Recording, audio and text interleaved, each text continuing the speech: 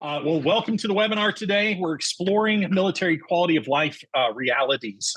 Digital ethnography is going to be the methodology today. I've got Dean Browell with me, and he is going to really be able to dive into this. If you came to our session with Ms. Brown, certainly you know that this is a pretty powerful data set, but we barely got to scratch the surface on that session, like as far as the data is concerned. So we wanted to follow up with a webinar and make sure that we did this. We are so excited to be partnered with the Association of Defense Communities. I was just saying to Matt, it was our first national summit. Last year, we went to Installation Innovation and loved this community, joined this community, and really looking to do long-term things with long-term people in this community. If we can advance to the next slide here, I want to talk to you about the asset that is available. So you can download the executive summary for this data set. By following the link. You can go to ADC's website. If you follow them on LinkedIn, they've definitely posted it multiple times there. If you can find myself or any of my team or CareStarter or feedback, you will find those posts there. So please go download the executive summary. One of our goals was to make sure that this data really got pushed out into the public. And Matt and his team have been such great partners to allow us not only to partner with them on this study, but to push this critical data out.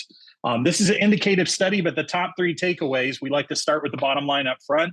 Our stigma and bureaucratic barriers conceal issues in people, and there's kind of a universe around each one of these big takeaways. And so Dean is going to dive into that.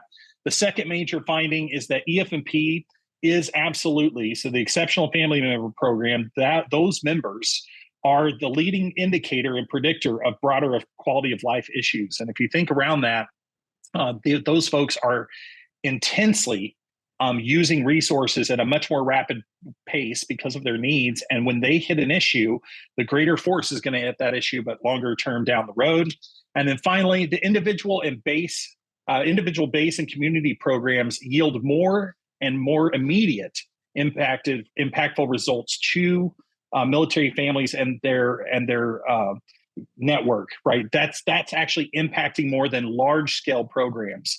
And so that is another really key takeaway. I think it really speaks a lot, Matt, to the public-private partnerships that you've been driving on and I know talking about for years in this space. And I'm very excited to share those. So next slide, I'm just going to make some introductions. I'm Lamarque Polvado. I'm the founder and CEO of CareStarter. I'm also the CEO of Feedback.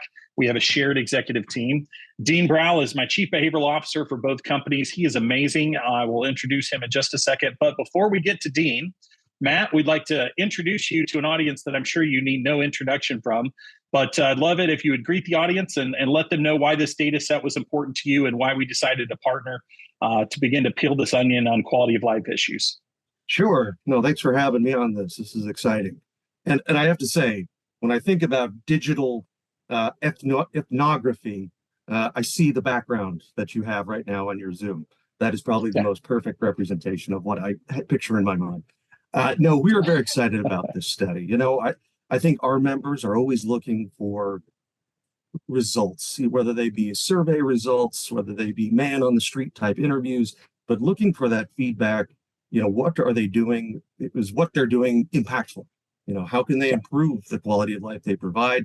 And, you know, we've been hearing a lot about what we hear is called survey fatigue, right? And so I think this is a really kind of unique way to go about it. And I think the results speak for themselves. So no, I'm excited. Thank you for partnering. You guys have been amazing. So let's dive into it. Dean, over to you.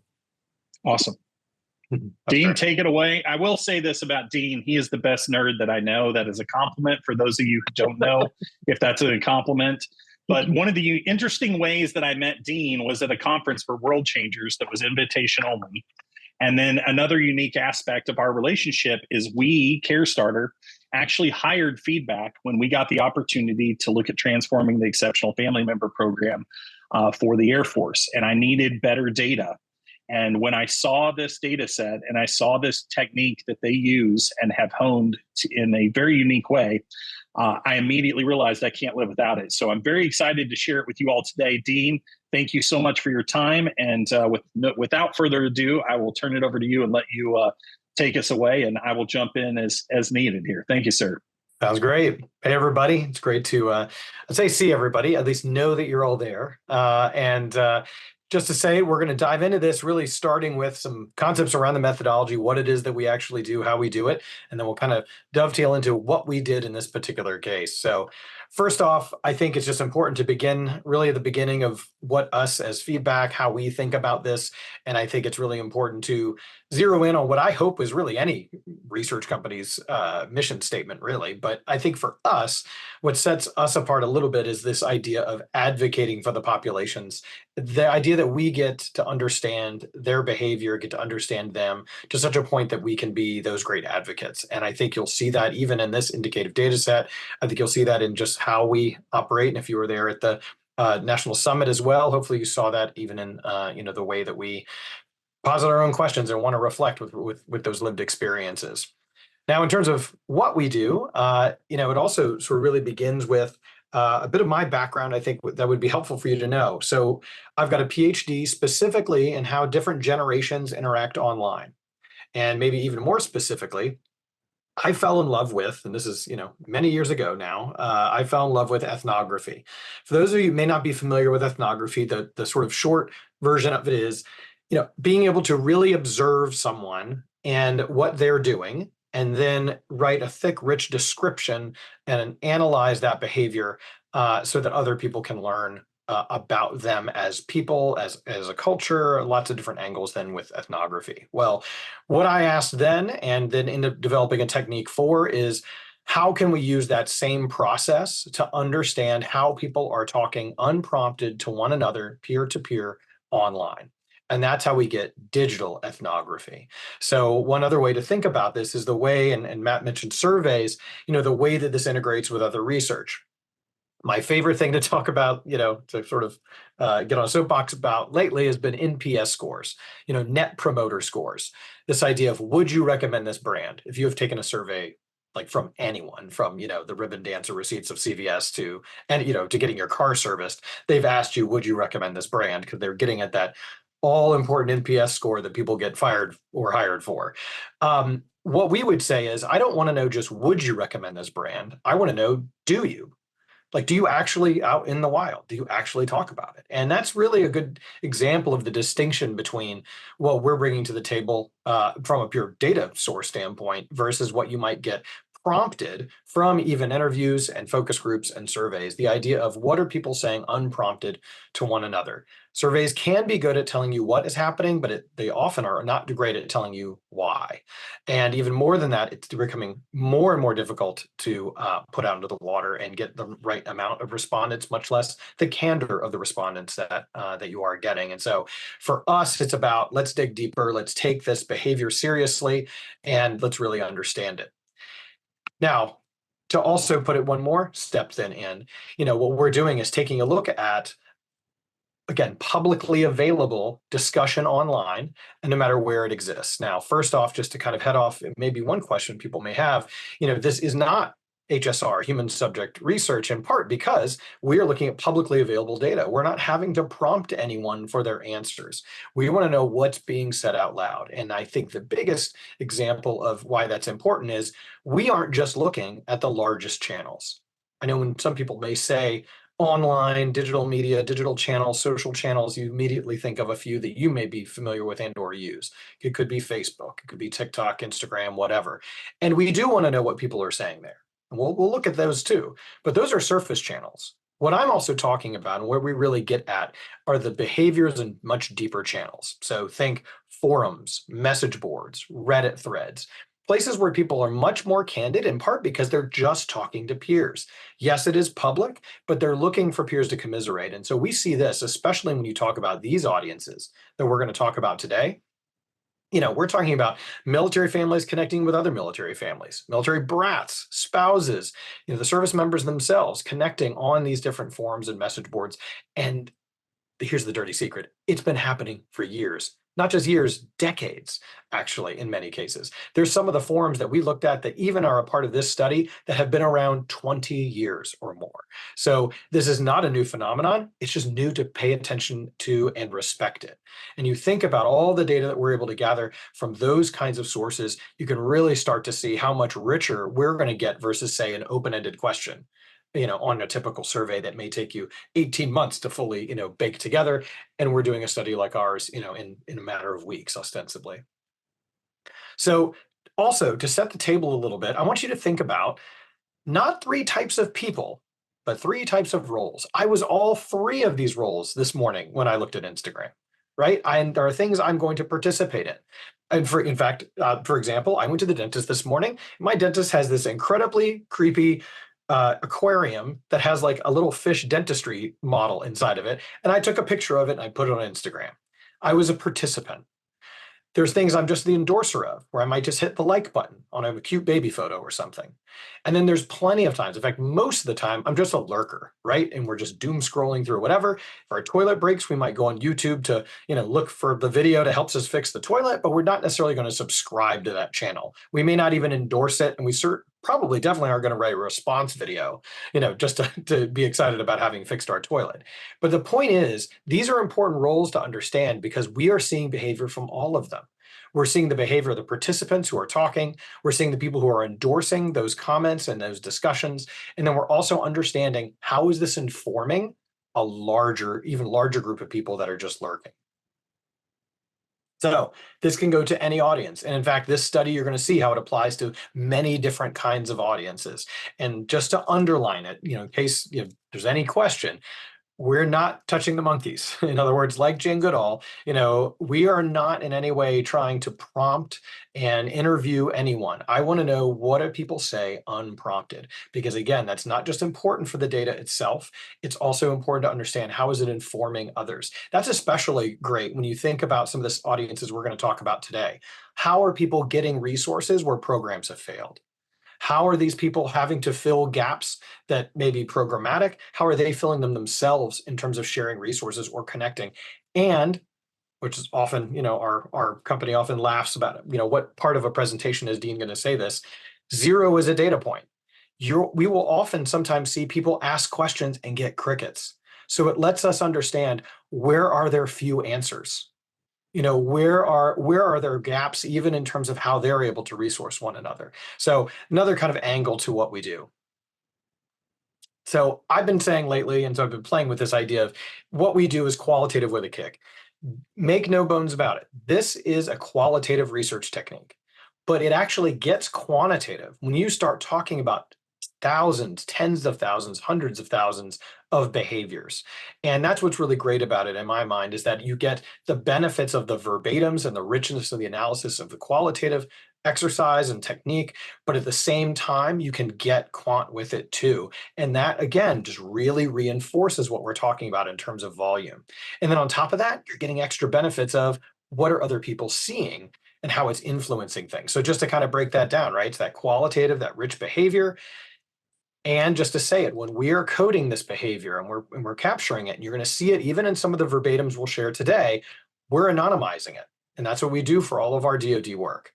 But again, it gets quantitative. It helps us show the volume of the behavior, helps us track trends over time, and again, see how widespread a phenomenon is, or how widespread a feeling is.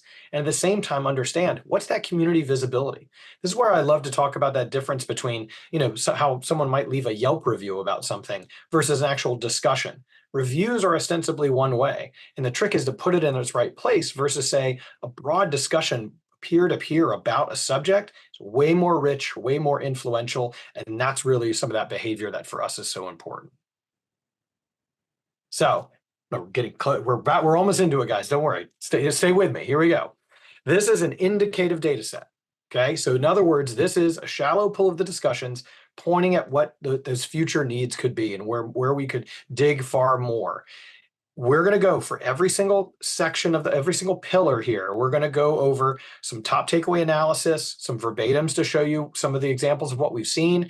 And then we're also going to introduce a new sort of model and way to think about things as a part of each section. We'll talk about that here in a moment.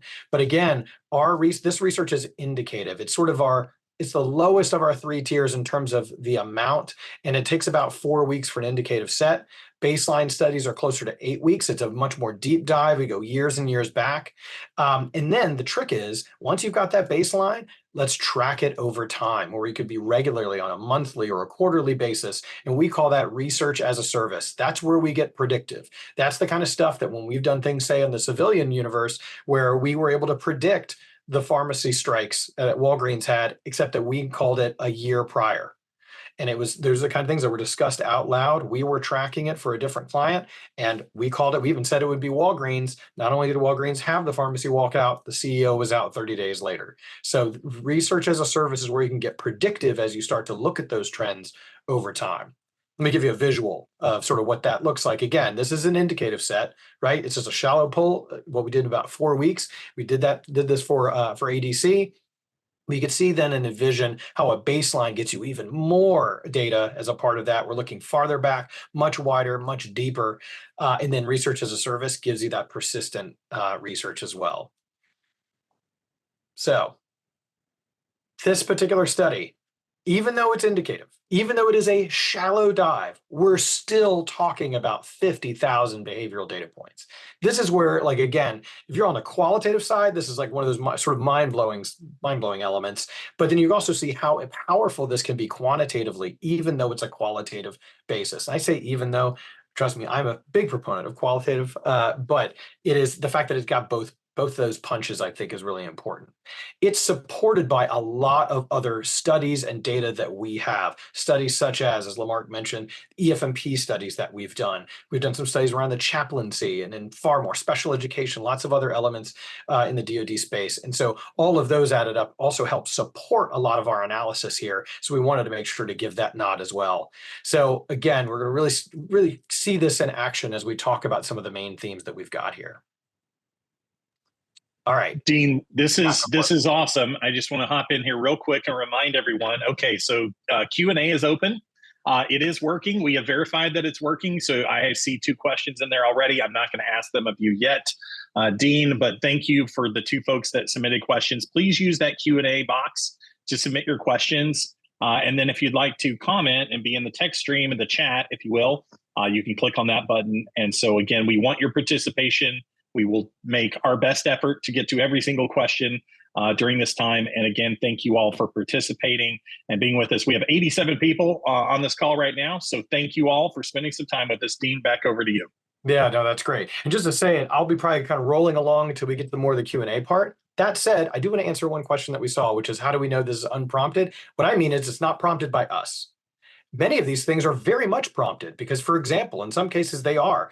I'm a new military spouse. I've had to give up my job. What have you all done in this situation? So in some of these cases, these discussions are very much prompted. I'm making the distinction as in they're not prompted by us. We are not asking or in any way biasing what we are seeing in terms of inciting that answer coming across. We are looking at those discussions that are already existing. So all of this began, as Matt and Lamarque mentioned, just a couple of weeks ago. It feels like it was a million years ago, and in other ways it feels like it was yesterday, when I had the privilege and the honor to be on stage with Mrs. Brown and offer up some elements of what we heard in this study and allow her to really reflect on that lived experience. And so that was fantastic. And part of the reason why we did that was in part because we are using 5 and Thrive's 5 pillars. And so that's the framework that we're going to be building off of today, which is to talk about what we've seen through the lens of childcare, education, healthcare, housing, and spouse employment. So we're going to use this as our framework in terms of to talk about what we've seen. And then in addition to that, we've got a little bit of a model that was inspired literally from that conversation. We were talking on stage and Mrs. Brown was reflecting on, and it came up in a couple of different ways, both on the spouse side and on the children side of things, where we were talking about how there's these natural life stages that these, all people are trying to go through, and then there's how the military life affects them. And it made me think about, what if we helped try to describe what we're seeing and put it in a little bit of a model? So I'm going to describe this model to you now, and then for each pillar, we're going to take one of those aspects and illustrate it in this kind of a model. So the first off is just that the arrow representing the life stages or personal growth, sort of what's happening independent of military life experiences or engagement. And then we're going to show you how there's this other wave, which represents the touch points of military life, work, and career progression of the service member or the family. And in some cases, it could be of the service member and how it's affecting the family. So again, we're going to come back to this for each pillar, and we'll be using this model for each one as we go. So let's dive in. First off, we're going to talk about housing. So this is, as Lamarque already mentioned, what we're seeing from that top takeaway standpoint. We're going to break each of these down, but it really starts with sort of the resource-rich bases, rural remote bases, worsening financial hardship, really being major themes that we're seeing in the discussion. So let's dig into some of these. And just to say it, everyone that is a part of this, that we've got the emails of, we will be sending you both the recording of this as well as the deck itself. So you'll have this to be able to go on as I hit some of these high points and get through all of this. But let's dig in. So first off, it's interesting to note the discussion that's around even resource-rich bases and how different housing elements still being so expensive, hard to find, and just the incredible concern that's still around much of that. Everything from this perception of, if it's affordable to a single unaccompanied enlisted person, that it must be then in a suspect area, and or it's sort of this perception of, affordability, being a sacrificing affordability for sacrificing safety as a part of that. Commuting is a very common topic then, again, also even in these resource-rich bases as well. Everything around traffic at rush hour, as well as just the pure distance, even aside from traffic. And this trade-off of being near amenities and then high housing prices that you have to deal with as a part of it. It is absolutely recommended. There's a drumbeat right now in particular that's around, if you can afford to buy, you should. That the value of property will only go up, but then it's still around this idea of what does that mean in terms of being able to afford to buy? And we see that even as people rise in ranks and their pay increases, we see that trade-off not always be very even, that it's not about having reached a particular height from your career or your pay and being able to necessarily afford more when the housing prices are actually rising faster than your remuneration. So again, that idea of that cost of living, worsening, and really grappling with the idea of, and you're going to see this actually with a lot of these pillars, how they intertwine, inflating, childcare costs that they're having to deal with at the same time, how that's affecting their ability and their housing choices as a part of that. So also then we're seeing, again, the more rural and remote basis, so even outside of, we go kind of the other side of that spectrum, the feeling that the housing support also being another issue, right? Sort of in terms of unresponsive, in terms of process or bureaucracy as a part of that. Also then gets named things from old or poorly maintained buildings, that's both on and off base. Off base housing being preferred, not a terrible shock there, but even with that, this idea of, look, we can get strong communities as a part of that through the neighborhoods. And this talk about the housing stipend, being able to use that off base, being able to keep an unspent portion. But again, then that only becomes more valuable with cost of living going up. But even then, this is where we start to see other elements, similar to even the resource rich, come in, where transportation comments starts to talk about the need for car ownership, not just one, in some cases needing 2 cars, so that the spouse, whether that's again for childcare or for work, and again, sort of that necessity for 1 or 2 cars begins to, that's a whole nother set of pressures that ends up falling on that. We say that then even into how that affects from a pure maintenance and even just sort of just on-base planning, ample parking, things like that, access to on and off-base resources, where are they located? And so that, in addition to that, all of that said, we also see then a discussion in that same sort of vein around the idea of the unaccompanied enlisted trying to break away from what they refer to out loud as sort of a toxic or barracks rat culture, and how that ends up affecting mental and physical health. So again, even in this conversation of housing, ending up talking about some of the other quality of life pillars as a part of this too. So as a part of this, I'll be showing you, not just some of our analysis, but then some of the verbatim. So I'm going to pull when I pull these up, I'm going to try and give you a moment to be able to really absorb them. But again, you'll also get a copy of this presentation with these and a couple more examples within it. But this idea, this pressure feeling of, here, I'm not broke by any means, but it seems like I just can't get ahead when it comes to savings. And they'll talk about savings again from that standpoint of a down payment or however that might be used, even if it's in terms of for summer vacations. And even this idea of people, those with no, who are unaccompanied, looking at those who are accompanied or have larger families and saying, I just don't even understand how they can operate in this particular economic environment.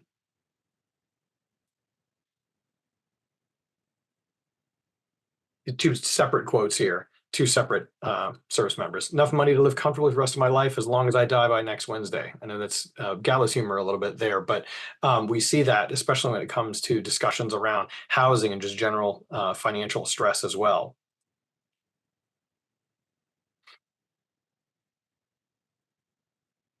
This brings us really to, again, the impact of worsening financial hardship, because this begins to, the first thing off the table becomes what they might be the housing that they were originally looking at or originally considering.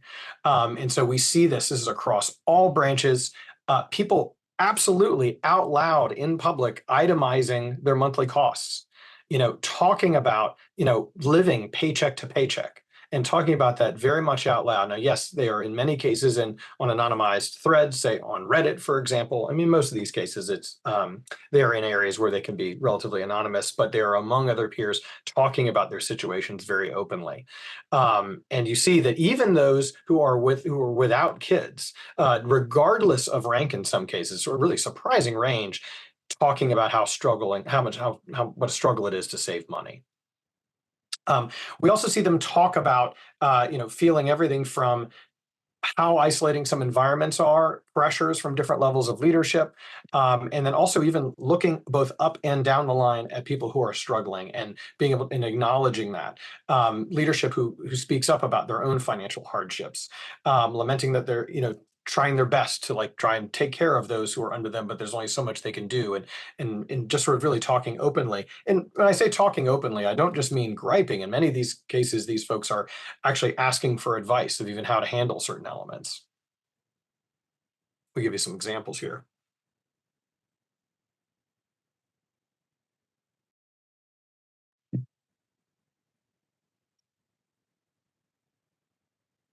And at the same time, again, it's this other elements that come into this, whether it's from a healthcare standpoint, whether it's coordinating and funding school changes, for childcare, the food ecosystem that they're dealing with.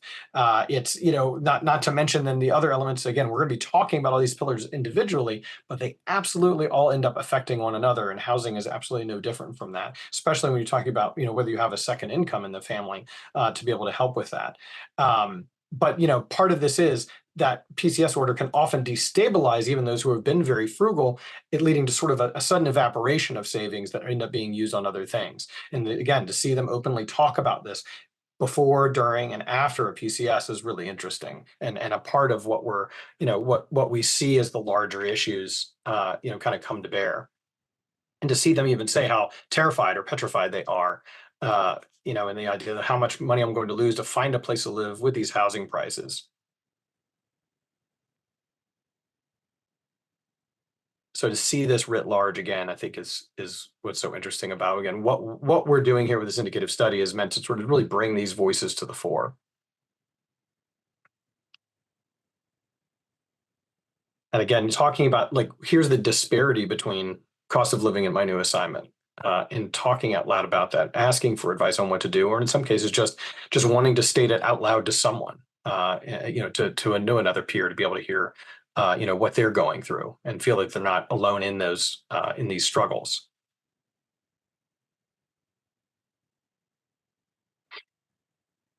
Again, to see it through a surprising range of ranks as well.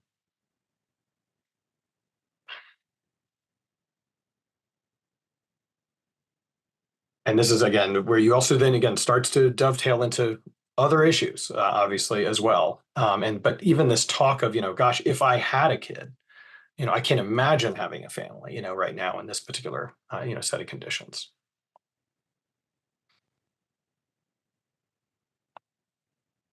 I know this is a long one here, but just to kind of highlight really towards the middle here, just talking about, again, they talk about here, size of houses that they're talking about, what we're having to look at based on where we're at financially, literally geographically, whatever the case may be, how the commute is causing us to spend too much money on gas than, but again, just again, this compounding issues and these stories that we end up seeing as a part of this.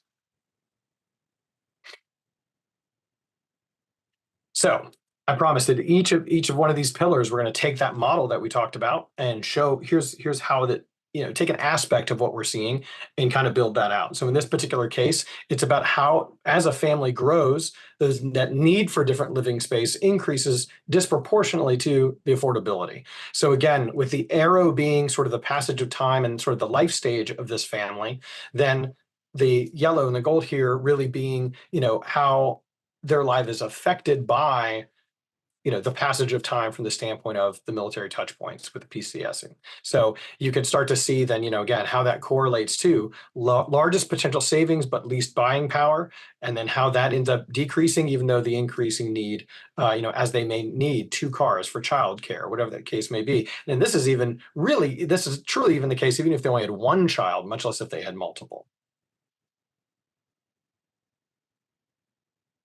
So let's get into the next pillar with healthcare. So as Lamarque had mentioned earlier, we actually did really see that EFMP is a sort of fantastic, canary in the coal mine, if you will, and that's a horrible analogy for the canary. But it becomes an indicator of the failure of other systems on a much larger whole if we can't even take care of those in some cases the most need. But it is an interesting example of that when we look at healthcare broadly. That said, when we do look broadly, what we really see in particular are issues around the treatment of chronic care, and then also we see this as a part of the food system issue around nutritional food and just sort of basic wellness and healthcare as a part of that as well. That, of course, then leads to what we actually ended up featuring when we were at ADC, which was on mental health. Now, the most disturbing thing around the mental health issue, aside from just its pure volume and prevalence that we ended up seeing, and we're going to get into this, is really that hope or want to be bureaucratically invisible, yet still try and get some help for what they may definitely feel like they're going through and what they're begging for, in some cases, for help with. So to break some of this down, with EFMP, that ecosystem continues to be largely negative. Now, again, this isn't just for the sake of complaining about it as a program generally. This is even talking about attempts to course correct elements of it, that they're still able to reflect on the larger program and where some of these gaps that have not been fixed or have in some cases maybe made worse by additional transformation. So whether it's new platforms that end up becoming hard to navigate, whether it's provider maps, things like that they wish they had, that they talk about wanting to have, that either are completely out of date or very difficult to find at all. And also in that particular case, often just given by the other peers. In other words, not given to them by a case manager, but like given to them, say, for example, spouse to spouse or in local groups that they are able to luckily find if they're in a resource-rich area. Then in addition to, what's typically missing, and then sort of just the idea of some of the transparency that's tried to be injected into it doesn't necessarily end up actually fixing what some of the normal battling they have to do throughout the entire system. And part of that is even just getting the system itself to, answer questions in a timely manner or a very frank or candid manner, and that really leading into delays. So just to say it, the one modification, aside from anonymity, that we've made in any of these verbatims that you're seeing is removing some of the cursing, just for the sake of it, just to say that out loud. That's one modification we made for this webinar. But you can start to see the kinds of comments that we see in EFMP families, especially down to the specific diagnosis and condition, or that's sort of one of the first ways that they frame up and form community. The next would be the type of sort of family unit makeup. So whether that's spouses, whether that's, particular conditions plus family size.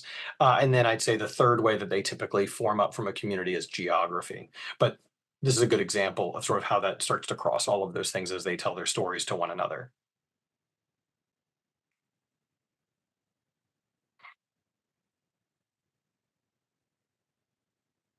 This is an interesting one in part because it and we see a lot in this realm where people are discussing out loud what they're literally experiencing. This is something that we have a lot of experience from a feedback perspective.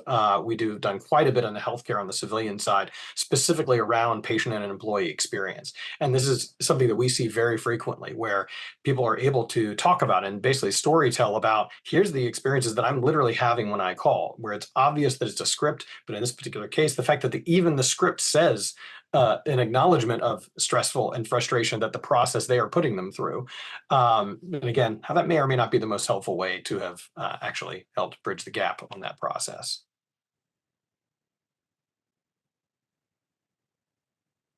This is something else, again, with our extensive work that we have done on the FMP, that we see quite often, where people who are talking very specifically about a very specific condition, when someone was admitted to the program, and then being able to really see A to B how that stopped them from progressing, whether that's from a career standpoint, a location standpoint, and PCSing, whatever the case may be. But in this particular case, how a spouse with asthma preventing an assignment to Germany.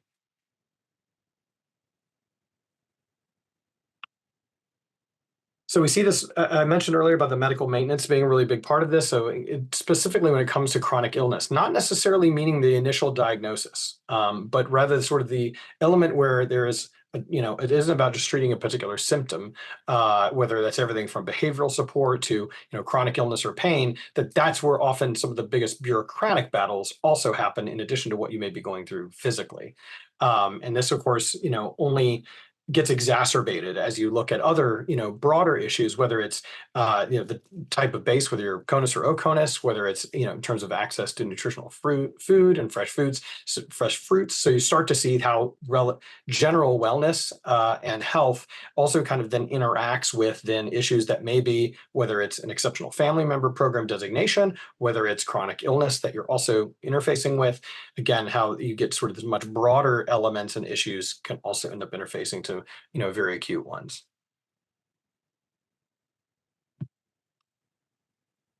So great for a larger point here.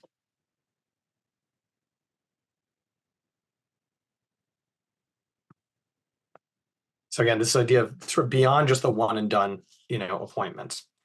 And again, what's also interesting I want to point out with this particular example is that what we see, especially when we're talking about larger systems and quality of life really generally, one of the things that we can end up picking up on here are conversations that are both between those who are currently enlisted, for example, or officers, also then talking to veterans, also talking to families who may or may not still are still in the system in any way or have a service member in the family.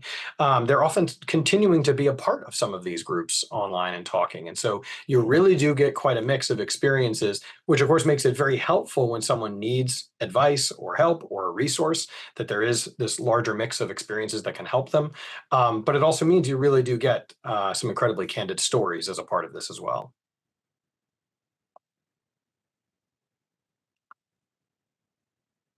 So just an example from the standpoint of the VA discussion also, and sometimes being a part of these discussions that may have much broader audiences. Also, I should point out, many of these discussions are incredibly specific, so it may not necessarily have veterans as a part of it, but just to say that what a voice they are also as a part of the community mix here.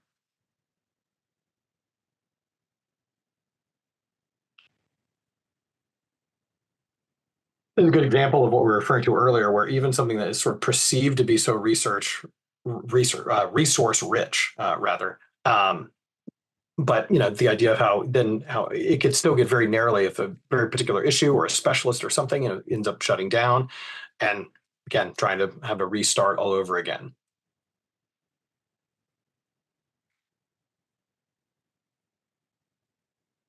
So to get into, again, what we chose to reflect on quite a bit when we were at the summit just a couple of weeks ago, mental health is probably one of the most, if not the most, discussed subject in terms of quality of life by the currently enlisted. We see it then in far broader stakeholder types as well. I mean, everything from spouse to family, and even children talking about their parents' mental health, I should point out as well, but is easily its own sort of mega topic in this. We see this on lots of different levels, everything from the discussion of how the suicide of a single soldier can exacerbate trauma for everyone around them, and even those who they don't know, but who hear about it, and people who are struggling with their own depression and anxiety in some cases, as well as the support systems that they may or may not actually have in order to be able to cope.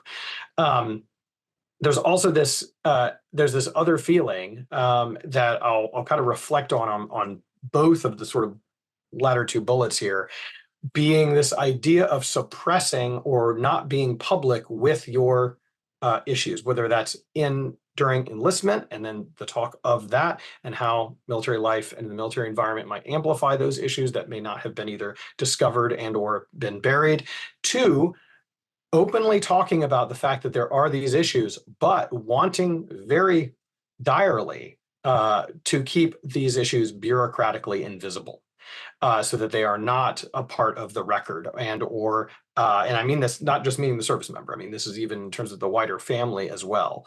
And people absolutely do appreciate it, especially when leaders are willing to speak candidly about their own issues and or issues that they have seen. That removing those stigmas by example is incredibly powerful. I cannot underline that enough, especially when we're talking about how they're talking about reacting to that when they do see that. But at the same time, there are entire resources whose use is predicated on, if you even mention that you've had any issues in the past, even though you're maybe trying to deal with struggles that you have currently, can kind of get you shunted out of a particular program. In other words, there's so much vetting going on in some cases for some of the programs that it's not allowing you in some cases to actually even get the help that you want, and or it makes you very paranoid that you are going to get, again, sort of shunted into this other element of tracking and whatnot that's not about resourcing and healing, but is rather more about what the fear of retribution for having sort of stuck your head above water about the issues that you're feeling. And this is exactly the kind of question that we see. And this is a great example of what we mean by we're not prompting, but you see a lot of prompting between peers as they are in many cases really begging for help from one another. Again, the candor and the frankness in much of this, I think, can be particularly rattling.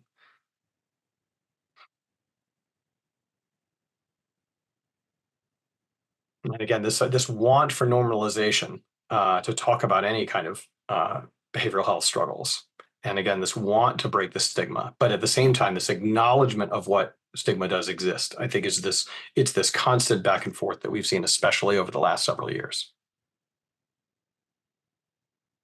So we do see them talk about specific resources, just to say it, and I'm not watching chat as I'm going through this, but I know that we, for example, have done a great indicative study also on chaplains, and that's one of the things that we can draw on to say how we see them lifted up and talked about because of their confidentiality.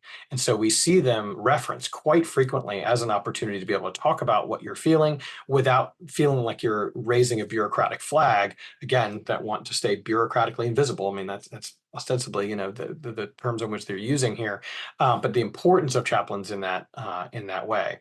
And as I mentioned before, is actually one source that I was referring to where even the utility of using one source currently really begins with a check and balance vetting, which if you have in any way received any help in the past, you are immediately not really eligible to use one source. So it can be, again, this kind of ruthless cycle where you may have you've been flagged for now having said that you've received help, but at the same time, you're not able to get the help that you need. So that gets discussed. This isn't us, meaning feedback, sort of opining and critiquing, a program, sort of willy-nilly. This is literally what they're talking about. They're talking about what they feel are traps in some of the programs that are meant to help them.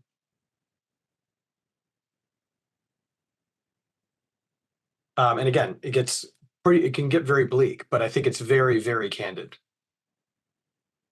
And they talk about sort of this cycle that they sometimes feel caught in.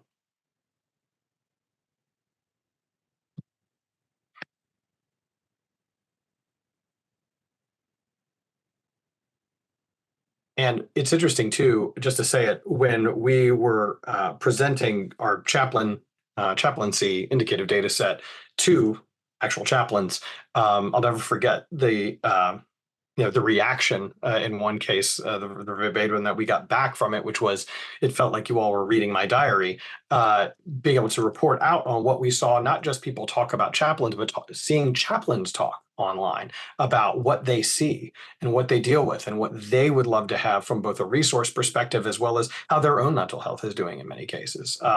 And that was a particularly moving reaction to hear back that we were able to in many ways illustrate what they had been seeing through the discussions that we saw from both chaplains and those who rely on them.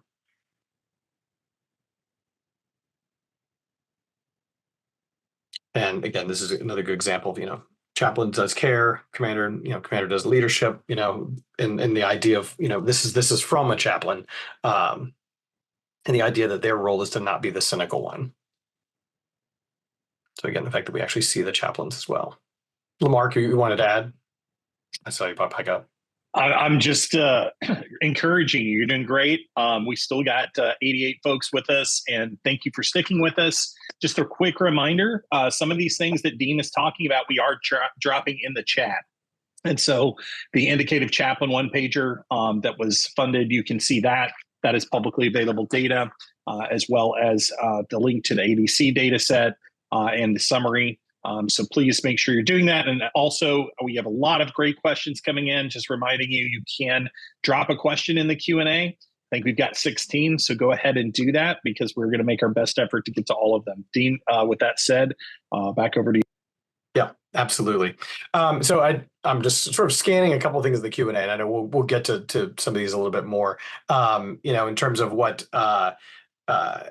talk about implicit bias and whatnot, the bias of those who may come to these groups to complain. What's interesting is I will say, I think that may be true with some types of channels, but not all channels. For example, in many cases, we're talking about channels that people have been members of for years.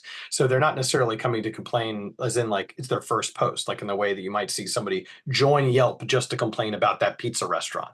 These are people who have been a part, in some cases, of their entire military careers, a part of a particular channel like Flying Squadron. So yes, they might go there to complain, to talk about an issue that they just had and look for advice as to how to handle it. But how that is any different than someone who is using the opportunity of an open-ended question on a survey to respond to it. In fact, I actually say it's particularly different in the sense that they're not only answering the survey in order to complain. In many cases, we're looking at people who are absolutely asking for advice from peers. So I think I would say it's about setting this in the right context, understanding certainly that this is the context of them talking to peers. And in many cases, yes, they absolutely might be angry, but in no way does that make that any more or less valid than if they were bothering to be angry on an open-ended question. The difference being we're actually able to see how do people respond to them. How are they also then reflecting on their own experiences? Are they validating those experiences? Are they invalidating those experiences? And what we found in the candor is that if they do not agree, they will absolutely say so. These are not, do not tend to be folks who necessarily are wilting in any way to some of the hard questions that they see.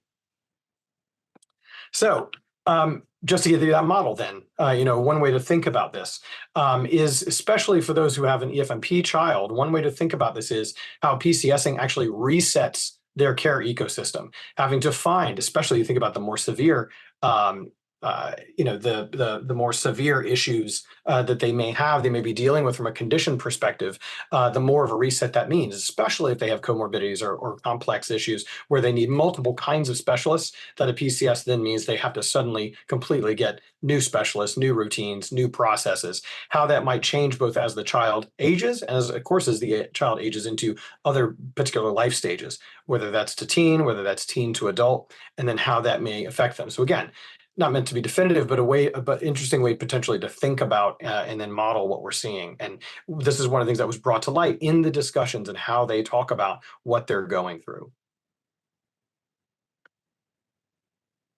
All right, so let's talk about childcare. So the cost and quality of childcare does seem, based on the discussion, to worsen more rapidly for military families than it necessarily does its civilian, in part just because of their situations of constantly joining new areas. And this ends up impacting them in lots of different ways, from wait lists to just the pure logistics, as well as then just how their own careers, especially spousal careers, may or may not be affected by things. So let's dive into that. Part of it is just quality as on its face, and finding the both not just available care, but then quality daycare is a massive issue. One thing you're going to actually see, which I don't know if this will surprise folks on the webinar or not, but this actually ended up being one of the absolute #1 issues across the board with military families.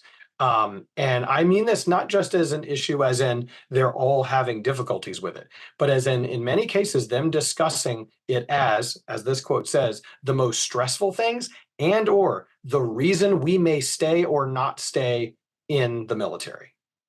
And to see that candor come from both the spouse and service member, much less that we see a two military spouse household, that's pretty stunning when we see that over and over and over again. So we see this in lots of different ways. We see the commute to a good daycare being problematic. Again, how this could end up conjuring the need then for 2 vehicles in many cases. The fact that the wait list for most daycare can be a year long. Not only that, even the child development centers wait lists in many cases are at a minimum a year long. So that's problematic, first off, for any families that are only utilizing it every 3 years, but it's also problematic for anyone, of course, who is currently pregnant. That means that you ostensibly, in order to actually find childcare, and let's say if you actually wanted to continue your career as a spouse who is currently pregnant, you would have to have gotten on that wait list 3 months before you even knew you were pregnant. And so these realities, of course, these are not great for anyone in the country. And as a parent, I could tell you right now, it's pretty obvious what a crisis childcare is in this country for the average civilian. But you start throwing these kinds of elements also on top of it, and you could start to see why this rises to the top with everyone. So affordable care options, even the ones, and finding the options that you do have being of poor quality or requiring incredibly long commutes, you can start to see why we end up with this kind of consternation like this, with questions like this being asked of peers.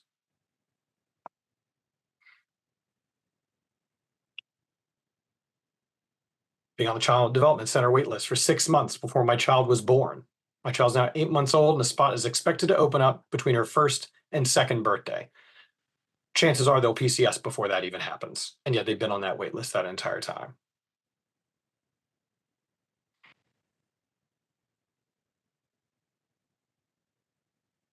And again, whether it's critiquing the quality of it, and obviously, the anger is there. And just to say, from a signal to noise ratio, I saw that being one of the questions as well.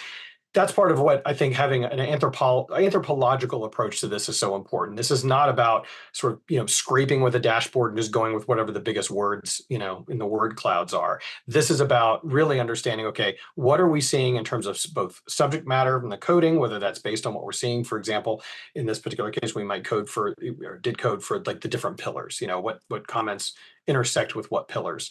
Maybe also then coded for things like how are they self-identifying, demographic, geographic, things like that. But point being, being able to code for that and then be able to look forest in the trees, both at the volume as well as then, the depth of how people are talking, and be able to really then pull out from that some of the bigger themes that we're seeing. This particular quote, I thought, especially coming off of the healthcare pillar as well, the idea that TRICARE is the reason people stay in the military, lack of child care is why people leave it. We saw this sentiment, paraphrased in different ways by other families, even in other channels. So it wasn't just about someone riffing off of one person's comment over and over again. Again, the year-long plus wait lists being a big element of that, as well as then also in some cases being whether it be a former place or a current place that they're at, where they may be able to utilize extended family for that child care support, that then always transforming and constantly changing for the military family being a massive issue as well. Again, you could see how this all starts to tie in. The fact that, talking about, look, I've got a wife and 2 kids and I'm struggling. I live paycheck to paycheck. Can't get the kids even into the child development center. she needs to work. So, but then also not being able to afford off-base daycare, driving a 15-year-old vehicle and last legs. These are the kinds of things where, again, it may be very easy to want to dismiss this as, oh, this is just someone who's just complaining. That is exactly part of the issue, I think, with the mentality of discounting what is an absolutely sincere story of someone and what they're going through, but the kind of thing that will likely never show up in an open-ended survey question that they're presented with. And this is where the candor and the anonymity of being among peers and talking about this can get us a lot more detail of exactly how they're struggling, and to be able to try to understand, what someone might be able to do about it. This is a really giant one. I apologize for it being so giant. That's why I tried to just highlight a couple pieces of it. Again, you'll be getting this deck so you can, get into it a little bit more, but it's an important one too. Talking about the impact of, the one parent salary ostensibly, and why there's so many stay-at-home parents, being because of this childcare conundrum. And, again, reflecting on with the stories they've seen, the people that they're seeing in a particular community, these are not people just writing, 5-word missives. Again, they're really telling their stories and what they're going through. And again, even talking about, again, the waiting list that they even have from a CDC standpoint. And this is, quote unquote, this is why people leave jobs they love. So combined factors, as we mentioned, the childcare costs outweighing second incomes. Again, this kind of starts to get into the military spouse pillar, which we'll talk about in a moment. But then also, again, the idea of having childcare or providing it at home from a military spouse, meaning it basically means logistically, the pressure to not start or restart their career, and the feeling that is completely unattainable in order to even think about that. And why would you risk, the fact that you already have childcare taken care of, much less get put into a pool where you may not even know if there's a spot for a year or more for that child should you want to restart your career.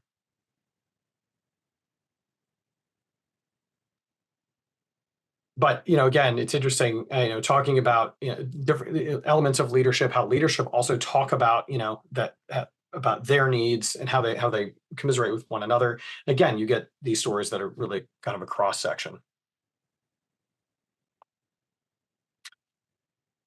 So this is where I thought it would be interesting to look at this through the lens of, sort of the commute and transportation, and how childcare and transportation combine for these issues. The idea that you could potentially get away with being a single car family if you were accompanied, but don't have kids just yet, maybe even with the birth of that first child. But the idea when childcare becomes the heaviest use, let's assume that there is another career involved, that need for potential 2-car, the stress and commute, child activities and school commute. You're PCSing now with multiple cars, that impact on its own financially. And then not mention, of course, when you get into a teen situation and any want for any transportation independence and how that pressure can be. I just think this is good to illustrate some of those pressures that we're seeing. All right, so last couple here. First of the final two we've got is education. And one of the things that we pulled out in the ADC Summit presentation was around how we actually are seeing the actual children of these families talk, whether they are the current quote unquote military brats, as they self-described, or in some cases recent, in the sense that they may have recently graduated or are a few years in, maybe even out of college even, or a few years down the road, who are now reflecting on their experience. The fact that we were able to see them talk so publicly, they're often the ones who are not asked their opinion or asked of the effect of. And so it's interesting to see that they get to be a part of that. In addition to that, though, of course, we also see education talked more broadly, and we'll get into that both from the standpoint of the consideration of homeschooling, as well as other challenges that people may have, including quality special education and how to access that. One of the first things that we see, just as a general topic, is just the shortage of teachers. We see that both from the standpoint of, on the base level, whether that's even just in the civilian level. We also even see that, spoiler alert, on the daycare and the childcare level as well.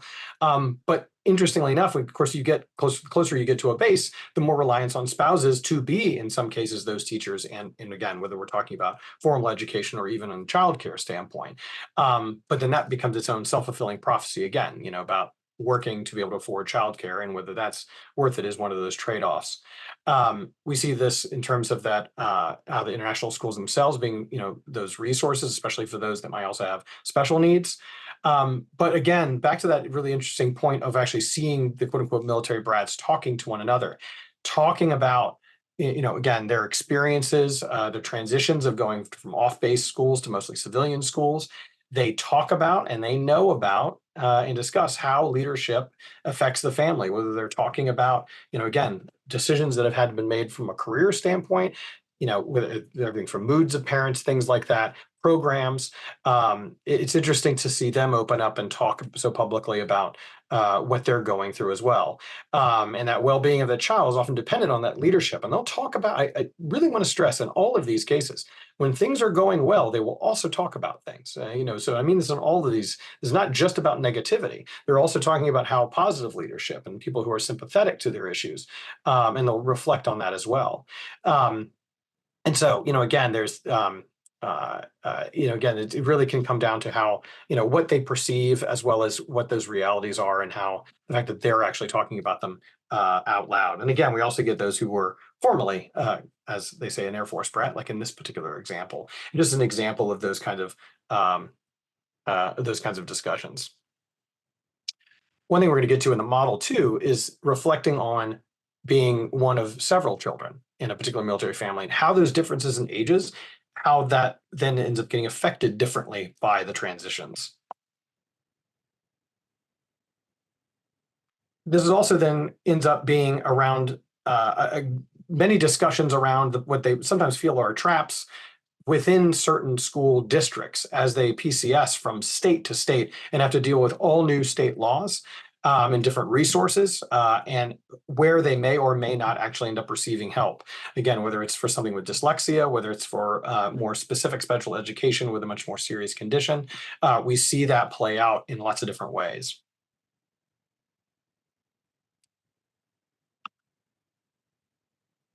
We see this again, people giving recommendations to one another, whether it's talking about the districts themselves, quality, where they're talking about, the counties that are intersecting here.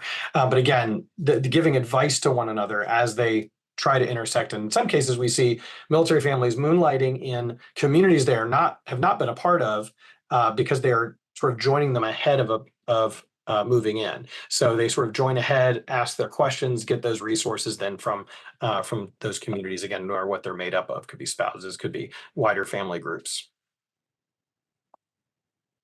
So we see that uprooting and childcare and, again, struggles with education.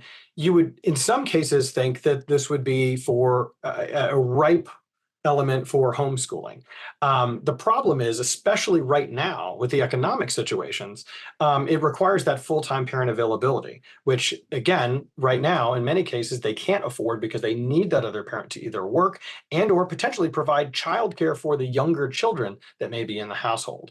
So it's discussed widely as a great alternative if you can make it happen. And that seems to be it's an increasingly unreachable goal from what we're seeing in the discussion. The flexible timing, of course, obviously is helpful in that. But then also that resources and funding, even that to be able to do that. And I mean that resources even meaning the community that can also help with that. This is where we also see in many cases spouses who either want to or have homeschooled helping one another. That said, if you have anyone that then needs any kind of special education, that kind of homeschooling is virtually non-existent and actually is even more difficult even if you wanted to do it because of the different state laws and resources that are involved based on wherever it is you happen to go. So those families in EFMP who need special education, feel forced to enroll into some of those civilian properties, where then in some cases it's a total crapshoot of whether or not how special education is even viewed, much less how things are actually implemented there. And that's where the DoD schools are considered to be far better, but your choices often are greatly reduced. And again, it's one of those resets of not only am I having to deal with new care and specialists, but then also from a schooling perspective, what's available, what needs to be supplemented with what as well. So again, not a long one here, but again, just an idea of, sort of reflecting on how destabilizing, some of these elements can be, moving school mid-year, just pause, picking up, right where you left off after a move. And, we also, not to mention finding a home from a housing perspective as a part of that, and how that plays into schooling. I mean, again, you can just start to see how, the kinds of discussions that are out there could be very helpful in terms of understanding what what programs may help even better or could be molded better. So this quality of special education and behavioral health services for children, we're putting this under the educational umbrella here, but there is so much anger around this currently. Because first, there's the failings around Tricare in this event already, as we talked about before from behavioral health, but we look at it through the lens of children, and then also then how that may or may not be exacerbated from the standpoint of the educational systems. It only gets, really, even more egregious in that way. So we see what's interesting is also when there are base advocates, we find that the families are in some cases, they are coming to them in some cases with more resources than even the base advocates already have, because they've been dealing with this so long. So they're already coming in pretty, I want to say well armed, because there's still so much that they need, but they're coming in basically the same level of, of having been read into what they need to fight for and what they need as anybody from a base advocate standpoint. So they're not necessarily getting the kind of help that you might expect, even when there are, well-read based activists around or advocates around these particular issues. And so you again, you see the commiseration. This, I should point out, on the special education side, we can also see a lot of this discussion around specific conditions that then, of course, want certain kinds of special education or certain needs there. So they're not always in the most general, I'd say, military family channels and discussion places. And again, you just really see these large, full-throated, stories of what they're dealing with, the different ages of the children, and again, trying to even look at how is the teacher, implementing in a particular school system, especially from a special education standpoint. This feeling in particular, we had to make the decision that this wasn't a classroom but a holding pen of people, and just this feeling in some cases that it's almost like a childcare situation, but again, this comment at the end, I think, summing it up. We're military and we've been dealing with schools for 13 years from all the places we've been stationed, and this is bad. We know what bad looks like. So, this is something that you can believe based on our learned experience. And again, people are very, they're reflective. This is a good example of somebody responding to another story that they're hearing. But again, these communities trying to support one another, especially when there's a lack of resources or support in trying to solution for themselves. So this is one where I thought it would be interesting to just kind of point out from a model perspective that, again, what does happen from a military life standpoint is also affecting different people at different stages. So this particular case, just two kids, whose ages are off, let's say by a year, and just the idea of how this might affect one and then actually affect both, you could start to see how then as there are also separate sets of needs and pressures on the family itself as they deal with things such as on-base or off-base schooling, as they move through a system, when one might be ready to leave the house or not. And again, how this might end up affecting, again, whether it's transportation, whether other, childcare versus schooling, in the standpoint of just where the child is at any given point. Again, it's how all of this begins to really compound. So last but not least, we're going to talk a little bit about spousal employment here. One of the reasons why we actually ended up talking about this one last, both when we were at the summit and as also here, is truly it's hard to talk about spousal employment if we haven't talked about everything else, because everything else impacts the decision around re-entering or starting a new career or in any way being employed currently as a spouse of a service member. And so it really is about these combined strains, but it's also about the instability and the stigma that they are also fighting at the same time in trying to gain employment. And then again, that harsh economic reality, especially when it comes to childcare. So to break this down a little bit more. It's the career instability with the frequent relocations. Sort of despite all the programs and the legislation, it's still this feeling of this chronic instability. They've got to build careers, and or especially if they've had a previous career, be ready to sort of leave them, in some cases leaving dream jobs behind. And unless they're remote, which luckily that's probably the one silver lining of the last several years, is the larger availability of remote. Now, that unfortunately, while that may be a massive boon, does not necessarily help with some of the other strains, especially when it comes to childcare. But it is one silver lining as a part of this that we did see. One of the issues with the stigma, which is really interesting to see it spoken about so out loud, is them basically advising one another to either lie or omit that they are a military spouse from any job hunt communications. The idea that they will not be under consideration if it comes out. And so, again, this idea, not dissimilar to what we were seeing in the mental health standpoint, this idea of wanting to become bureaucratically invisible. In this case, it's to the outside, to the civilian world, in order to be able to get a job at all or not be immediately taken out of consideration. This is seen as common knowledge in social media communities, but it's interesting to see that being given as advice for those who are new, especially, and talking about it. They talk about the pressures themselves, as a military spouse with 2 jobs, every time we move, I have to recreate myself. This idea of their own identity sort of being in question and getting shaken up with every PCS. The idea of having a thriving career, in this case, having been a nurse and being in the clinician space. Been unemployed since, I love my career, but this is a sacrifice that I'm making to be, part of this. But again, talking about this even from the standpoint of the past career. So it's interesting. Again, we saw that, as I mentioned before, this idea of itemizing monthly cost breakdowns, things like that. We're also seeing that not just from the service member, also from the spouse. But then this idea of cost cutting and talking about this very openly and among other peers in this way. And even trying to take advantage of certain things such as conversion rates for those OCONUS. You again start to see this pressure. And again, this is pressure we've seen in the previous pillars, whether we're talking about food availability, nutritional elements, things like that. But then some of those opinions, again, also start to go down to the just frank need to manage the family and manage the household. That also starts to infringe upon the ability to be able to go out and have a whole separate career, much less, in some cases, the need to have multiple jobs. Again, a good example of that, never told an employer that my husband was in the military. If I brought up that I might move around, I say we're just trying to find the right place to settle if someone calls them on the moving. Removing anything on the cover letter resume. Again, just the frequency of this advice is pretty telling. And also you see these kinds of stories as well, where again, it's similar to the nursing story in so far as, talking about the career that was of past and how, their entire, sort of years prior had all been leading up into that.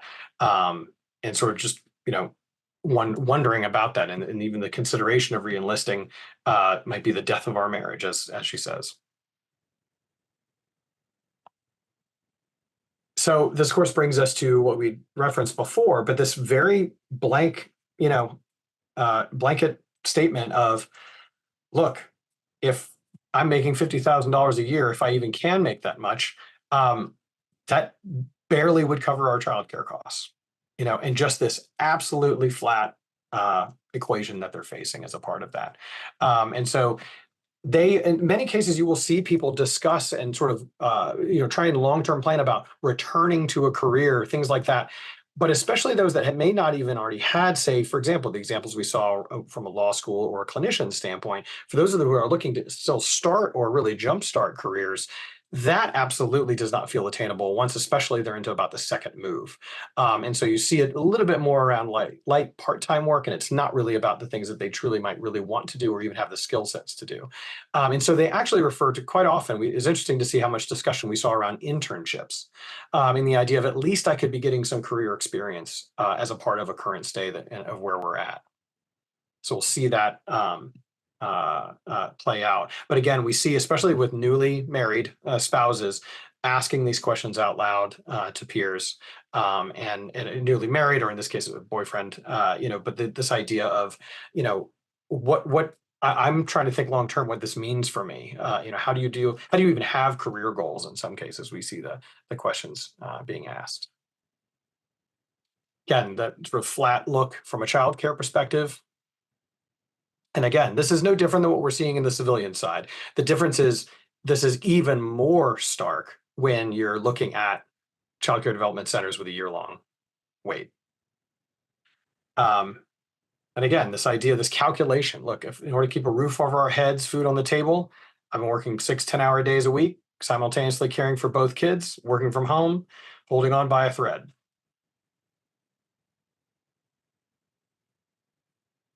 And so what we see often is those programs, often work well in, for maybe a particular geography, but the really broad programs don't necessarily translate real well, after several moves. And again, this idea of they'll talk about, the outreach programs, they definitely seem to appreciate them. But what they feel is that once they get into discussions, the discussion tends to be somewhat jaded about their particular situations, which again, really kind of culminate, right, like around everything that they're feeling through all of these different pillars. And again, childcare just sort of cuts the legs out from underneath all of these discussions. Sort of no matter what these programs are, it's a flat equation for me. What it does to prospects, things like that. I'm not looking forward to struggling financially or struggling to change fields.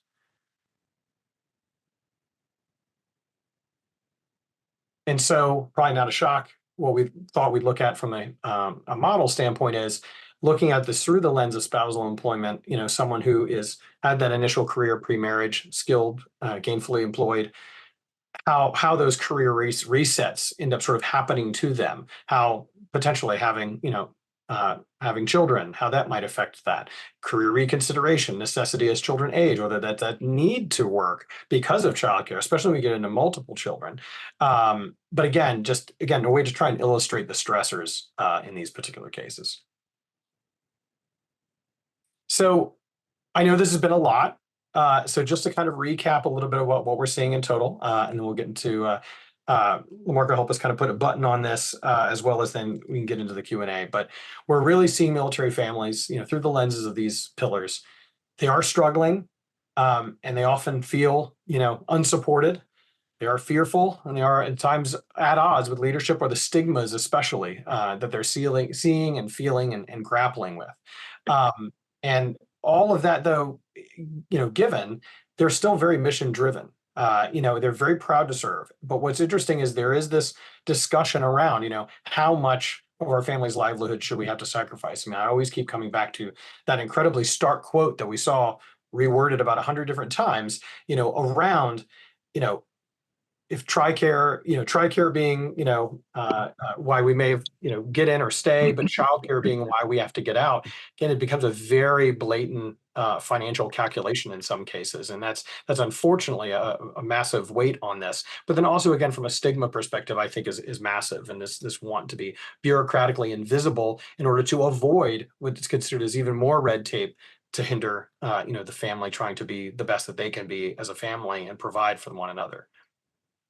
So as we mentioned at the top, the big takeaways, that stigma, peer-supported bureaucratic invisibility, hiding issues and people, EFMP as incredibly indicative of what's happening on a much broader level, because it's interesting how much their issues absolutely point to issues on those broader planes. And absolutely, as they fall, everyone else falls pretty close behind. And then also this idea that large scale programs cannot be the end all be all. And we really see those smaller scale individual based and community programs being the most effective, especially at least in the near term. They're the ones picking up the pieces in some cases. And I should also point out, sometimes those are programs, sometimes those are people, right? The actual communities themselves that are also having to pick up those pieces as well. So that was a lot. And I realized that. Lamarque, I'm thrilled to reintroduce you so I could take a drink of water. And yeah, man, you've done fantastic. I'm sure everybody on the call can appreciate the fact that it takes quite a bit of energy and saliva to talk that fast for that long. And again, for those of you on the call, this is one of the smallest data sets we'll ever deal with. So you can imagine how robust and complex it gets. We have a lot of great questions. We have a lot of great commentary. My phone has been blowing up. My LinkedIn is blowing up in a good way. And so I appreciate all the interaction. I do want to just advance to the next slide real quick before we get into Q&A. And we want to just briefly mention our IDIQ. And Kat, I don't know if you're available to come on camera. And if you want to just say, we are looking to be a collaborator with you. The way that feedback works and the reason that I was like, we have to have this company is because when I worked with feedback, the not just the potency of the data, but I would say the usefulness, how the data can be applied, which several of you asked questions about. Great, this is awesome. How is it going to get done? One of the cool things about this type of research, specifically when it's more robust, like baseline and RAS, is not only can we say, hey, here are the policy decisions that need to be made at the macro level, but here's the local issue that needs to be handled.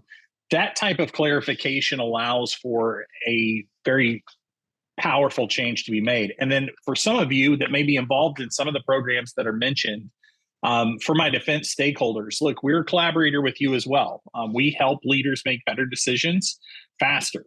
And part of that is congressional. I know we got a question about that. Has this been briefed to Congress? Matt, I know you all briefed the data set briefly, and at least mentioned it to your legislative contingency last week before last in DC. I know that we have briefed several congressional stakeholders.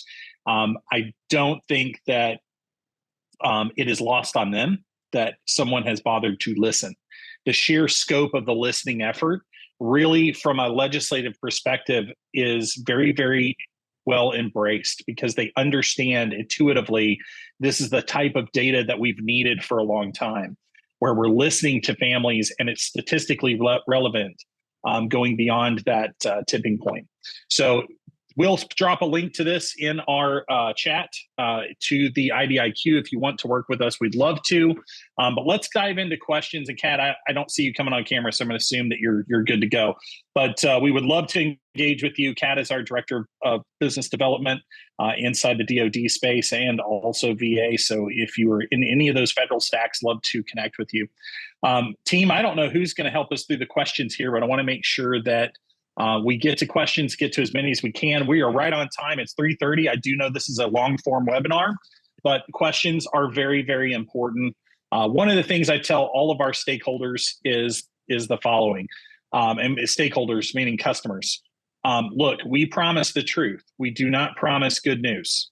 And what that means is sometimes it's hard to look at the things that are not going well, and the things that are going well are easier to see, but the not going well is really important to understand. And what is very cool that we have been able to prove out, especially over the last year with two multi-billion-dollar companies, is that if you listen to and understand the data set, you have an opportunity to turn almost any corner, but you have to listen and respond in an appropriate way. And one of the things that Dean and his team do that we won't be doing here is making recommendations of, hey, here's the next 3 things. If you want to move the needle on this program, this is what needs to happen. And so with that, team, if you will help me, whoever is going to help us with the questions, let's make sure that we get up top and answer those. So I'm not sure who's going to help, but chime in.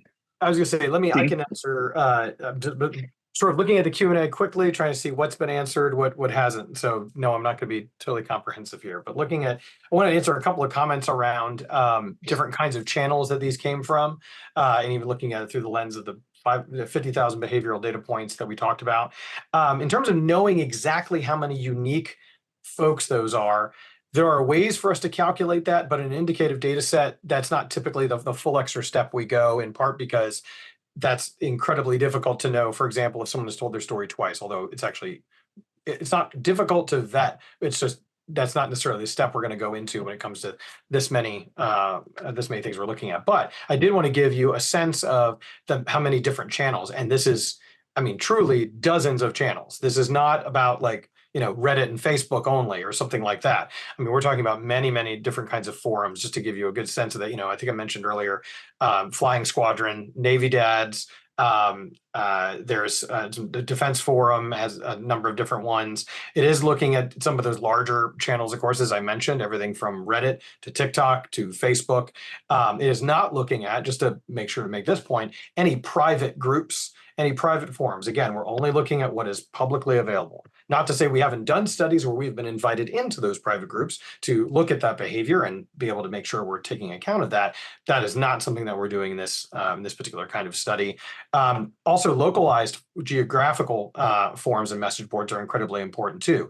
So whether it's geographic or demographic. So for example, Circle of Moms and The Bump, especially when we're talking about new families and new military families in that way, having children, city data, things like that. So there are also civilian spaces in which there are then military subsets. This is especially true when you're talking about condition-specific forums on some of the healthcare side and the special education side as well. So truly dozens of different channels as a part of this.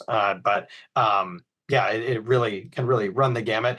Even the channel types and whatnot can be its own interesting analysis that we did not get into in this already gigantic presentation, but that is also something that we look at, right, is like kinds of channels, who's on those channels, how those break down in that way. But again, that's the sort of bridge a little bit too far on just to start with an indicative data set.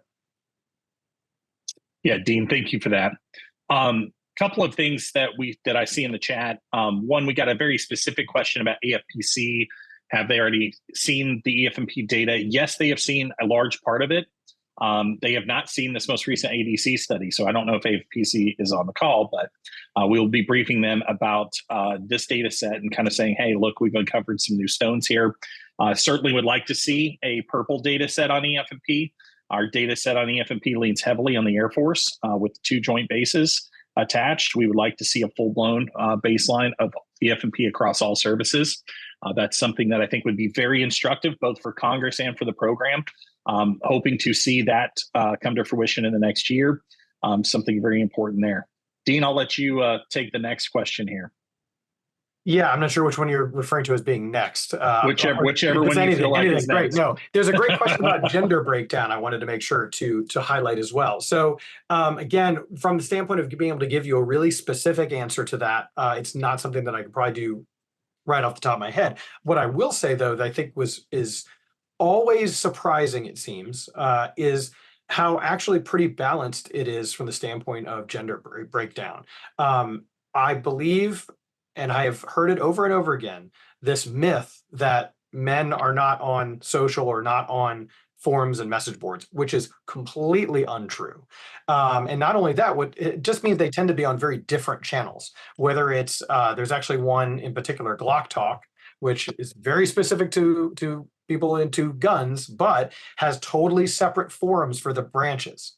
It is predominantly male, and they talk about education, childcare, spousal employment. I mean, these same subjects we see talked by both genders.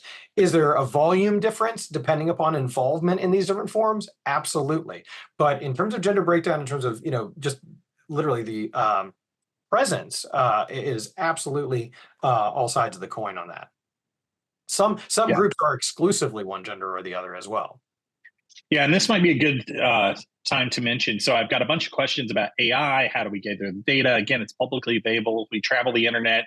If you saw Dean's early slide, you saw Marty McFly from Back to the Future. Even though we all want to be Iron Man, and trust me, we really do. Dean even has an awesome Iron Man watch that I'm a little jealous of. The truth is we're Marty McFly. We're traveling the timeline of the internet to go back in time and bring everything forward to today. Here's the major inflection points. That is a baseline. Research as a service is the future part of that equation. So we're going into the futures for the next quarter. What is it that you need to know for this program? What guidance do you need? What data do you need? And then your Sherpa is a PhD applied anthropologist. And that is very important when you deal with data sets this large. It is not as simple as getting a data scientist to look at a survey respondent rate and what that means. It is more complex than that. And so that is why you have those types of high-level white glove service when you're working with us, because it is really mind-numbing to get it. So this is an indicative data set. I think this slide deck that we originally gave to ADC is somewhere around 150 slides-ish. I could be wrong up or down a little bit on that. A baseline is 300 plus slides. So you can imagine how large that is. Like it can get really, really crazy. And then of course, research as a service is compounding. So we have a library of data science. So to the AI questions, the only thing we would say on that is we use a follow the behavior. Dean, would you like to follow up with that? How do we follow the behavior? In other words, we're platform agnostic. We are not scraping sites. We are not using AI scrapers. This is very important because we see a lot of bad results when people use AI scrapers. What you get when you do that, you see what's trending, which we don't really care about. What we want to know is why. Why is this bubble of behavior happening? Dean, would you like to chat about that? I know we've got 2 or 3 questions around that. Yeah, absolutely. So one way to think about this is, so just to say, I don't think I actually said this in the beginning. We've been at this for over 15 years, and we have experimented where to put machine learning AI in our process. And I could tell you with all certainty, the place that we have discovered not to put it is in the beginning. And this group of stakeholders is the perfect example of why. Because they are very deliberately in communities with peers, because in many cases, the civilian population does not understand their pressures and their pain points and their problems. And so they are very specifically in, narrow communities where they know who they're talking to, and they're very easy to vet when someone isn't. And because of that, choice of channel is huge, and you cannot let AI be the one that chooses that. That then gets us into, understanding the behavior, coding the behavior. There are definitely some efficiencies with the data. And I should point out, as Lamarque mentions, even like size of slides, our data also, we also have databases of the coded behavior that we're able to do all kinds of interesting things with. Again, it's an interesting advantage to have a qualitative technique that we can do some interesting quantitative illustrations of some of the data. But anyway, yeah, for us, we found any machine learning and AI is much better toward the back half of what we do than in the front half. And it's especially because we're talking about mixed stakeholders, right? That are seeking different things. And we want to go into every single project really understanding where people are connecting to one another, where they're having these deeper discussions. And that's something that the anthropological eye is absolutely necessary. Something I wanted to comment on too, just to say it out loud. I realize how negative a lot of these things sound. Now, we are looking for pain points as a part of this. I mean, we're also looking for what things are working. But part of this is also, as Lamarque said, this isn't about positive feedback. It's just about feedback. It's about what are the actual discussions? What are their actual pain points? We're not going to be able to help things if we don't. And I realize some of these things are clearly things that have been struggles for a long time. I will say they have a very different nuance now. Literally, even the nuance of the last 24 months is incredibly different in some of the types of problems and the way they're compounding than what we've seen in the past. And especially when you talk about, when you start getting into looking at specific programs, which this did not. This was looking much more broadly. So I realize how this can come across as intensely negative, of course, but at the same time, it's incredibly real. And I would also say the majority of the answers and the stories that we're seeing are the kinds of things that are not going to show up on a survey. And certainly not the discussions as people talk over not just days or hours, but in some cases years, they're talking to their peers about what they've been through. And it's those kinds of longitudinal journeys where we're able to really build out and say, how would a particular program, how would a particular solution help at many different points in their entire journey? Yeah, that's a great point, Dean. And I know I've gotten several different chats in the chat part, not the Q&A part, just talking about collaboration. And we're very collaborative. And we're very grateful for Matt and his team with ADC. They're collaborators with us. We're very grateful for Five and Thrive and Ms. Brown and being able to collaborate with them. And I just want to make sure that it's said on this call, we're very collaborative and we want to work with you. There's a lot of the fun part, I think, of business for me is doing long-term things with long-term people. And what we're hoping with this data set is that it gets a conversation started, many conversations. If you've been in and around this space, none of this is completely shocking to you. It's just very clarifying. And when you talk about positive outcomes, What you see in this data set is several. Number one, we have a very strong leading indicator to predict quality of life issues for the total force. That's interesting, because if we get more serious and more intentional about solving EF&P issues, then we're going to know how to solve the total force issues. And I think that is a very positive thing. The second thing I would say is understanding that local resources matter. This public-private partnership that ADC talks so much about, I think so many other organizations are very much tracking that same bouncing ball of how do we connect military families to local resources outside the fence. Yes, inside the fence first. There's a lot of great programs, but how do we connect them to the total number of care in their community? That is something that I think offers an incredible amount of hope. And so as I look at this, I look at it as a huge opportunity to learn and to push on some of these things. And certainly I'm interested in seeing that public-private partnership. We're going to Utah in a few weeks to see what they're doing. Like, we are a student and a collaborator on many levels of like, show us what you're doing, show us how it's impacting. We want to learn. With that, Dean, I'll let you answer another question here. Yeah, no, that's great. I just answered one by text, but just wanted to point it out verbally around when we're talking about the military brats. Were any of those, either the examples that we gave and or just what we looked at broadly, from those who are under or over 18? And the answer is both. There are those that were over 18 that were reflecting on their time as children in a military family, as well as those who were talking quite literally currently that were under 18. This is also a great reason why we anonymize our data when we're talking about special publics, such as service members who we're trying to protect both from retaliation and a number of other elements, as well as the underage and youth voices. But, as we've done even on the civilian side, when we've done work, for example, healthcare, where we're looking at a very rare condition and we're finding teens talking about their treatments and how do they administer these home treatments, and what their life is like living with this particular condition. That's one of the advantages there from the standpoint of being able to look at this publicly available discussion to really understand what their journeys are like as well. Because again, these are the folks that are not typically surveyed. These are the voices we do not typically get to hear, and to be able to hear it from them and how they talk to one another. Also, to point out, many of them who have PCSed as part of their family to largely civilian schools are often still talking in public channels to their friends from other bases where they used to live. And it's interesting because that's often where we find that some really incredible discussion about how they feel differently in a new particular base, what those stressors are like for them, so that we can start to cross that with what we're seeing on the family from a family-wide perspective as well. But that anonymization of the data is exactly why we do that for those kinds of special publics if they're under the age of 18 as well. Yeah. Just to answer another question, and I know this has come up a couple of times, but hey, is this data being briefed to Congress? Has it been briefed to Rep. Bacon's special committee? The answer on the special committee is no, not directly and fully.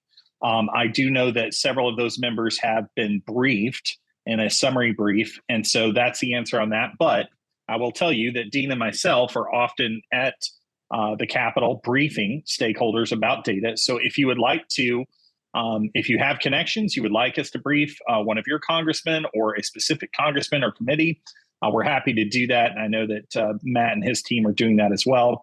But again, we want this data to be shared. This is not to be hoarded. We did this with ADC so that it would be spread far and wide. We hope all of you, as you solve problems and look at challenges and also look to double down on things that are going right, that you're able to point to this data set and say, see, look at this data set. It's a very strong data set to be pointing to that to give you top cover and/or a little more momentum in your efforts. I know there were amazing panels on childcare, spouse employment at the ADC conference. I know 5 and Thrive just made a big announcement there, and some teams working on spousal employment. That is huge. These are all things that matter to us and to our community. So thank you for collaborating. Dean, I'll let you take the next question that you feel like we haven't answered, and then we'll wrap up and hopefully give some time back to all of you. Yeah, I'm going to pop in this cat. Yeah, please do. I don't know how to get on the camera, but I can talk to you. So that's a great point that you brought up. And also, Dean, you talked a little bit about how some of this information can come off really negatively. Sometimes it's hard for our clients to hear what we have have found for them. And also maybe it's a great opportunity to be able to talk about how some of our data has impacted change or initiatives with some of our other clients. Yeah, that's a fantastic point. It's interesting because again, I think it comes from a couple different routes. We've seen it impact where clients have been able to take, for example, the workforce, right? And like what it's often interesting, and although it can be difficult to hear, how the workforce is talking about what it's like to work at a given place. But what's really sometimes fascinating, and we saw this actually just recently, where they were stunned to find out that it had nothing to do with pay.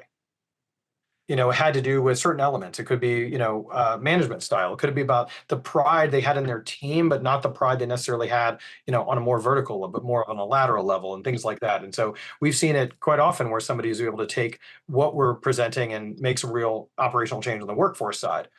On, say, the quote unquote consumer or, the external side, we see this all the time. We do quite a bit of work with Emory Healthcare, for example, and every single month we are reporting to them how the citizens of Atlanta are talking about access to care when it comes to Emory. And so in that discussion are many operational levers that they are seeing in real time being pulled and the results of that, whether it's discussions around billing, whether it's discussion around the electronic medical record, whether it's about wait times in the ER, when we're talking about here's how people are talking, they're able to actually sync up and operationally say, the reason this issue happened is because we had this issue with the call center last week. Interestingly enough, maybe communications or marketing wasn't told about that to be able to message that problem. But it also may be, we're going to prioritize this system because we're not just seeing the most complaints, but they are sincere complaints that truly aren't about our care, but are about this operational issue. So it really can help them prioritize what to be able to, whether it's programmatically or even just a single lever internally, to be able to utilize. And I think that's a great, great way to think about that. And just to say it, I think that's also whether it's about evaluating a program and also evaluating change. That's something I really want to underline that the research as a service can do as well, which is not just about what the current state is, but as things come online that you're putting in the water, to change these situations, tracking how is it changing how people are talking? How is it changing how people are resourcing to one another, how these programs are really doing? I think that's often a lost part of, very often we're really great at maybe turning on or throwing, spaghetti at a wall, but we're not necessarily always watching to see how is it actually changing. We even saw some of that in this study, right? Where people refer to, look, you changed this part of the process, but all you did was make it a new hurdle. Trying to really evaluate that over time, I think is really important, and not in such a lagging way that you're not getting any results for 18, months or more. Yeah, I couldn't agree more. Another great example is the nursing strikes that you and your team predicted a year and a half out.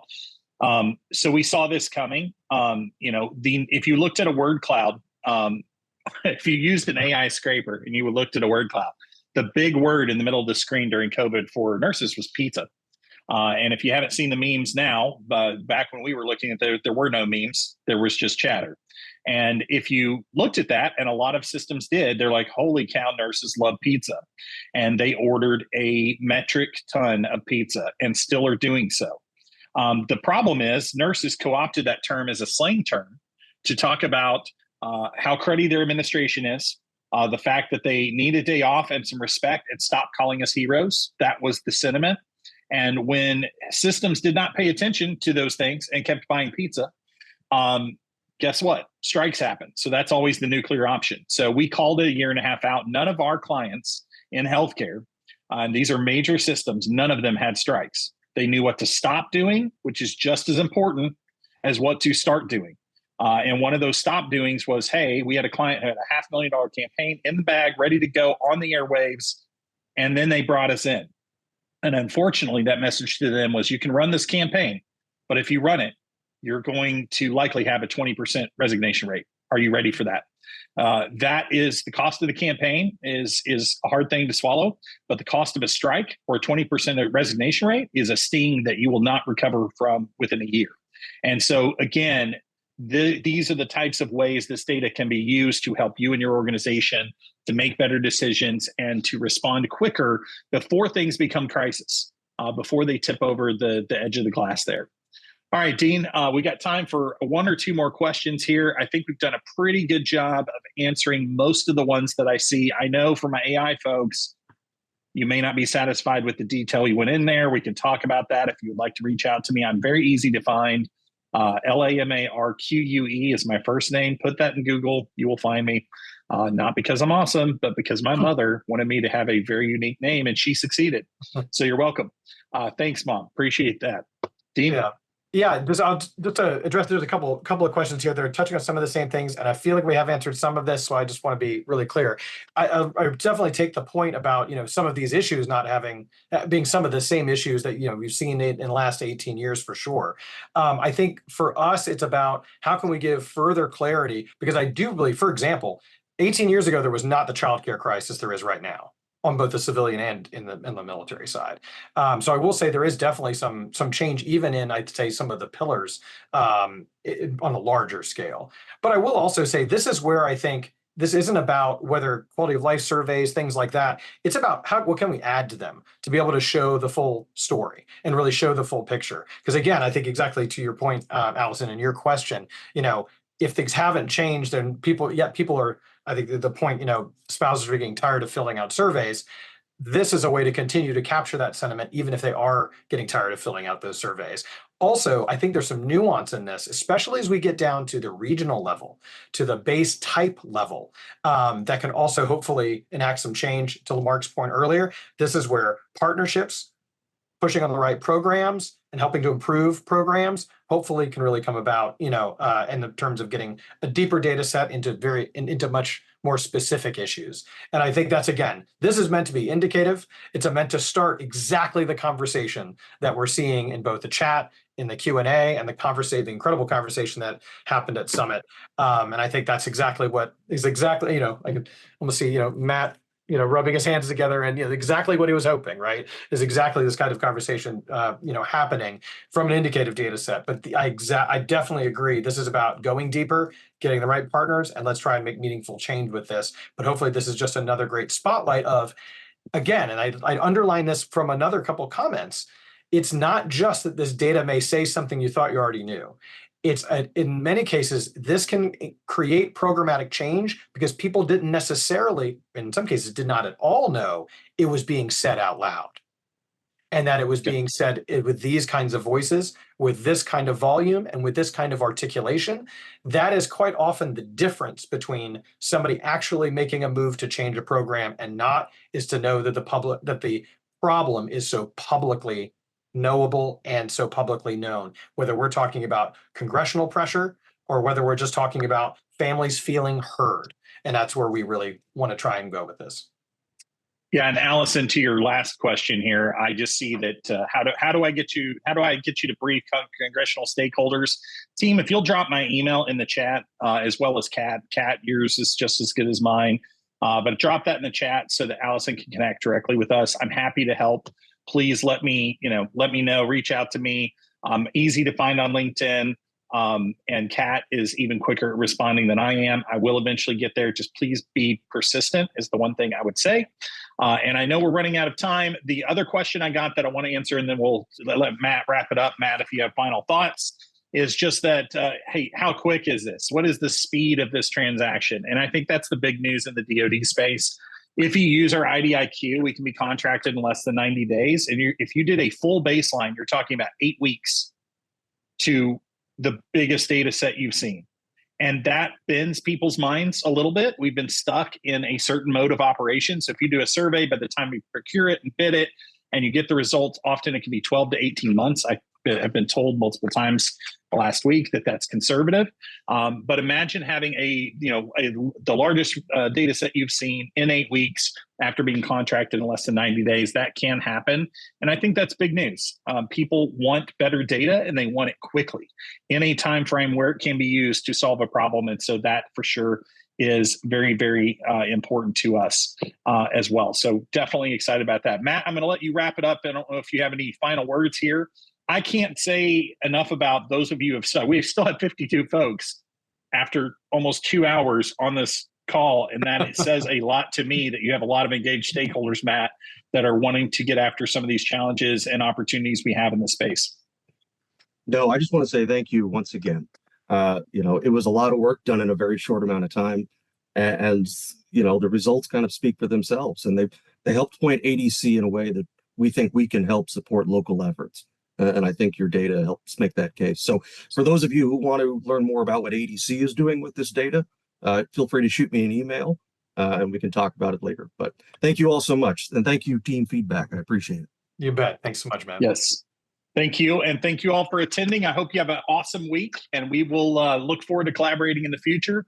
Matt and team, we can't thank you enough. Thrive and Thrive folks, we can't thank you enough.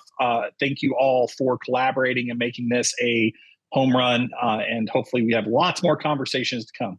Have a great day.